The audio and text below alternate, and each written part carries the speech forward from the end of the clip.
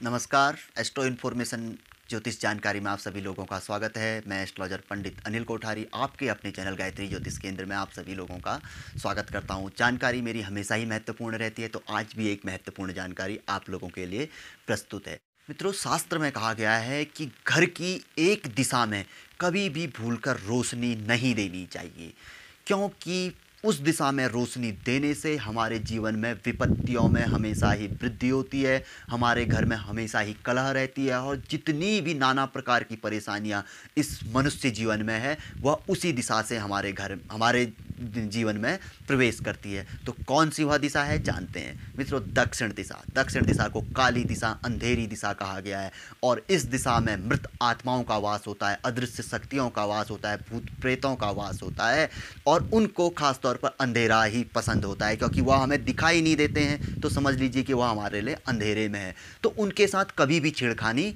ना करें, ऐसा शास्त्र में बोला गया है। वास्तुशास्त्र से ही यह चीज़ मैं आप लोगों के लिए ढूंढ के लाया हूँ। उसके पीछे का तर्क यह है कि रोशनी में आने से वह चीज़ें घबराती है, उनसे उनको परेशानी होती है और वह यदि रोशनी में आएंगी तो वह हमारे जीवन को तहस नहस करेंगी ही करेंगी। कोई दैवी शक्ति भी उनको नहीं रोक सकती है। तो शास्त्रों में बहुत सरल उपाय बताया गया है। कोई यंत्र मंत्र तंत्र को छोड़ दो कहते हैं शास्त्र कहते हैं कि सिर्फ और सिर्फ आप दक्षिण दिशा पे रोशनी बिल्कुल भी ना दें। यदि दक्षिण दिशा में आपका कोई बल्ब है जिससे रोशनी हो रही है तो उसको वहाँ से हटा दीजिए और दक्षिण दिशा को हमेशा ही उस दिशा में अंधेरा ही रखने का आप प्रयास करें।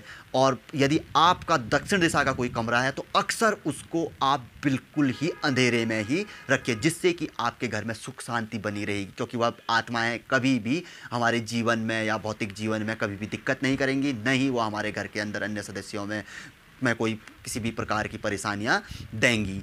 भी आपने देखा होगा कि सिर्फ और सिर्फ अमावस, जो सबसे बड़ी काली रात होती है महालक्ष्मी की, कार्तिकी अमावस, उसी दिन उस दिशा में दीपक जलाया जाता है। उसके पीछे का कारण भी है जो मैं आप लोगों के लिए धनतेरस और महालक्ष्मी के बीच के एक वीडियो में बहुत बढ़िया तरीके से आप लोगों के लिए लेके आया हूँ, क्योंकि यहाँ पर को बताना वह संभव नहीं है, बहुत बड़ा वह विषय है।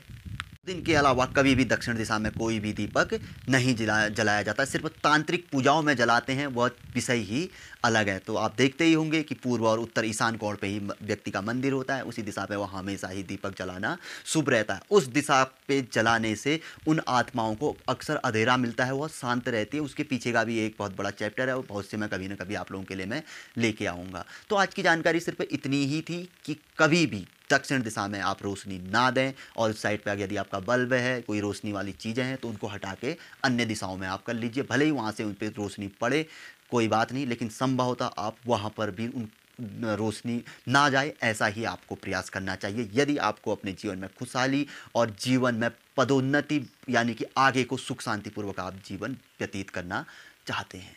तो यही थी आज की जानकारी। वास्तु दोष का जो चैप्टर होता है उससे मैं यहाँ ढूंढ के लेके आया था आप लोगों के लिए। तो जानकारी अच्छी लगती है तो वीडियो को लाइक कर सकते हैं, आगे बढ़ाकर आप इसे शेयर कर सकते हैं।